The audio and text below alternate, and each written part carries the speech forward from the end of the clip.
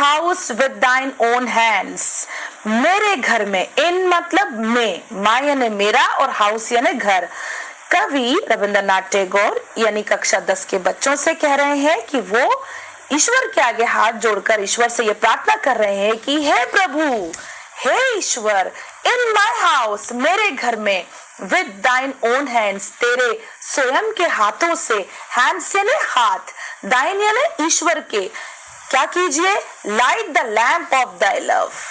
यहाँ पर लव नहीं है, प्रेम नहीं है मेरे घर में, लाइट कर दीजिए, प्रज्वलित कर दीजिए, प्रकाशमान कर दीजिए, the lamp of thy love, तेरे प्यार से मेरे इस घर को प्रकाशमान कर दीजिए। यहाँ पर हाउस का मतलब घर से नहीं है, यहाँ पर हाउस का मतलब है the body of the poet, the soul of the poet, the mind of the poet, कवि का शरीर, कवि की आत्मा और कवि का मन। यहाँ पर हाउस से यह तात्पर्य लिया गया है। तो कवि कह रहे हैं कि मेरे शरीर और आत्मा और मन को तेरे प्रेम रूपी लाइट से, प्रकाश से प्रज्वलित कर दे हे प्रभु। Thy transmuting lamp and cleansing wondrous are its rays. ये जो ट्रांसम्यूटिंग लैंप है ये मेरे बॉडी में एंट्रेंस हो रहा है, and wondrous are its rays, और इसकी जो किरणें हैं ये कैसी हैं, ये वंडरस हैं, ये बहुत ही अचंभित कर देने वाली है, आश्चर्य में डाल देने वाली है। नेक्स्ट स्टैंजा हम देखते हैं, change my darkness to the light lord, मेरे मन में, मेरी आत्मा में, मेरे शरीर में जो डार्कनेस है, जो अंधेरा है, टू द लाइट, उसे तेरे प्रकाश में बदल दे।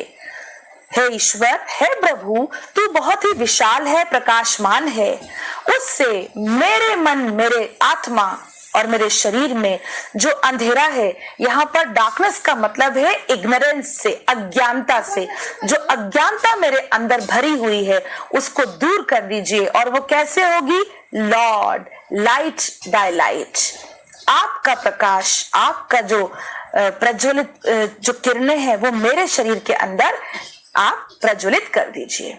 Change my darkness to the light, change my darkness to thy light, मेरी डार्कनेस को, मेरे अंधेरे को, मेरी अज्ञानता को लाइट में, प्रकाश में यानी नॉलेज में चेंज कर दीजिए। यहाँ पर लाइट का तात्पर्य है ज्ञान से, नॉलेज से, और डार्कनेस का तात्पर्य है इग्नोरेंस से, इग्नोरेंस यानी अज्ञानता से। And my evil into good, और मेरे अंदर जितनी भी बुराइयां हैं, इविल यानी बुराइयां, उन सारी बुराइयों को गुड यानी अच्छाइयों में बदल दीजिए। उन सबको किसमें चेंज कर दीजिए, अच्छाइयों में बदल दीजिए।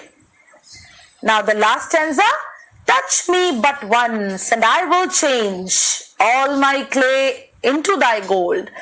हे प्रभु, हाथ जोड़कर कक्षा 10 का बच्चा प्रार्थना कर रहा है प्रभु के आगे, टच मी बट वंस, एक बार मुझे टच कर दीजिए, टच यानी छूना, बट वंस एक बार, एंड आई विल चेंज, और हे प्रभु तेरे छूते ही मैं बदल जाऊंगा। कैसे बदल जाऊंगा, all my clay into thy gold, मेरे अंदर जितने भी क्ले है, क्ले यानी मिट्टी, मिट्टी को बेकार समझा जाता है, इनटू दाई गोल्ड, किसमें, गोल्ड में, स्वर्ण सोने में, क्योंकि सोना एक बहुमूल्य धातु है और क्ले यानी मिट्टी जिसका कि कोई मूल्य नहीं है। तो कवि रविंद्रनाथ टैगोर यहाँ पर कह रहे हैं कि ऑल माई क्ले, मेरे अंदर जितनी भी बेकार चीजें हैं, बुरी चीजें हैं, अगर तू मुझे एक बार छू देगा, that will change into thy gold, वो सारी चीजें गोल्ड में, सोने में बदल जाएंगी। यहाँ पर सोने से तात्पर्य है अच्छाइयों में, बहुमूल्य चीजों में बदल जाएंगी। नेक्स्ट लाइन में, all the sense lamps that I did light, all the sense lamps that I did light का तात्पर्य है all the sense, senses का मतलब है इंद्रियां, सेंसेस लैम्प्स, जितने भी मेरी इंद्रियां मैंने जगाई थी, that I did light यानी जिनको मैं जगा पाया था, जागृत कर पाया था, suited into worries, वे सभी चिंताओं के अंदर सुट हो गई हैं। सुटेड का मैंने आपको मतलब बताया था कार्बन, यानी वह सब बुरी हो गई हैं all the sense lamps that I did light, यानी मैंने अपनी इंद्रियों को जो जगाया था प्रकाश के रूप में, वो सभी कैसी है? चिंताओं में है, वरीज में है और बुराइयों से घिरी हुई है। हे ईश्वर, sitting at the door of my soul, ऐसा रविंद्रनाथ टैगोर लॉर्ड से, ईश्वर से प्रार्थना करके कह रहे हैं कि जो मेरे सेंस लैम्प्स हैं जिन्हें मैंने जलाया था, that all are suited into worries, वो सभी चिंताओं में घिरे हुए हैं, चिंताओं से भरे हुए हैं। Sitting at the door of my soul, मेरी आत्मा, सोल का मतलब है यहाँ पे आत्मा से, मेरी आत्मा के डोर का मतलब है दरवाजे पर, द्वारे, मेरी आत्मा के द्वारे आप बैठ जाइए। सिटिंग यानी बैठना, एंड लाइट दाई रेजरेक्टिंग लैम्प, और अपने लैम्प यानी चिराग और दिया, और रेजरेक्टिंग लैम्प का मतलब है जो कि प्रकाशित कर दे, मेरे सारे सेंसेस लैम्प्स को प्रकाशित कर दे, उनको चिंताओं से दूर कर दे, ऐसे लैम्प को प्रज्वलित कर दीजिए, जला दीजिए।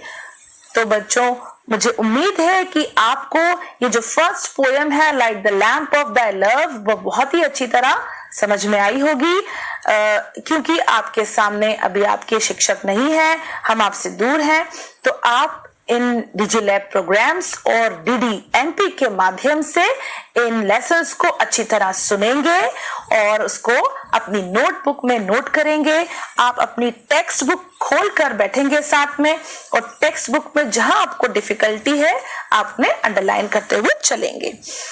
आगे बढ़ते हैं हम। यहाँ आपको अबाउट द पोयम का जो जैसे जो central idea of the poem है वो बताया गया है। थोड़ा सा उस पे हम प्रकाश डालते हैं, उसको समझने की कोशिश करते हैं। Light the lamp of the love, central idea of the poem, यानी केंद्रीय भाव, कविता का सारांश। ये आपको फाइनल एग्जाम्स में प्रश्न पूछे जाते हैं, उसके अंतर्गत आता है। The poem is the poet's prayer to God। जैसा कि मैंने आपको पहले भी बताया कि ये जो कविता है, ये जो पोयम है, this is in the form of a prayer। ये एक प्रेयर यानी प्रार्थना के फॉर्म में है, प्रार्थना के रूप में है, जो कि ईश्वर के लिए की जा रही है, गॉड लॉर्ड ऑलमाइटी के लिए की जा रही है। किस लिए? To light the lamp of his love, कि वे लॉर्ड गॉड अपना प्रेम रूपी अपना प्रकाश जो है उसको प्रज्वलित कर दे। इन हिज हार्ट, कहां?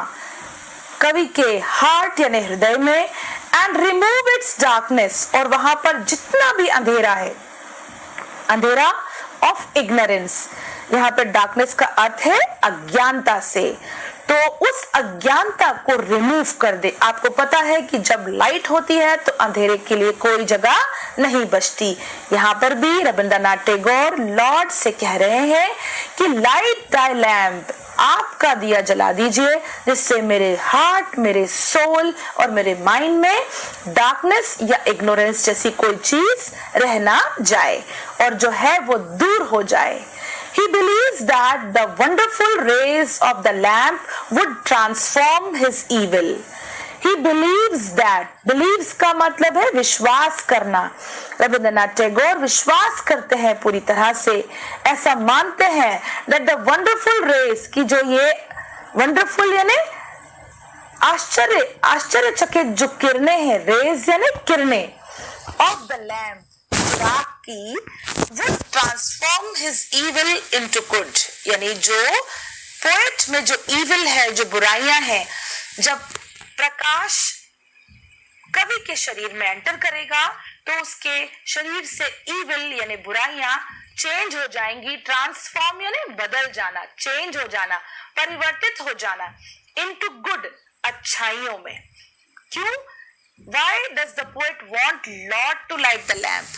कवि लॉर्ड से, गॉड से लैंप जलाने की बात क्यों कर रहा है?